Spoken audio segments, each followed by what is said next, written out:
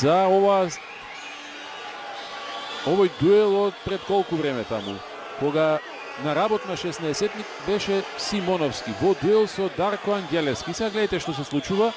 Проблематичен е секако Чаирскиот стадион од аспект на безбедност на дел од актерите. Еве го знакот за изведување на пеналот Демири против Джеков. Бие Демири, 1:0 за Шкендија, 32 минута. Дебитантот во македонски клубски фудбал во прволигашката конкуренција победува против неколкукратниот шампион и актуелен освојувач на национални. Джеков. И сега Шкендија има 4-3 ситуација. Убаво од Богдановски, лево, шанса за 1:1, 47 минута, но офсайд, голот не вреди.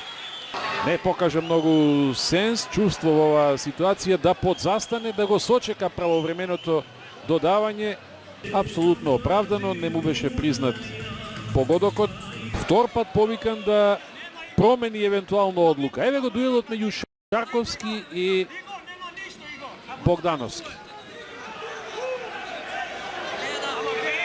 Има таму со десната нога, го повлекува Шарковски. Гледате, стартот на десната нога до неодамнешниот напаѓач на Напредак Крушевац. Шутира и погодува за 1:1 во 84-та минута. Голот на Хасукич.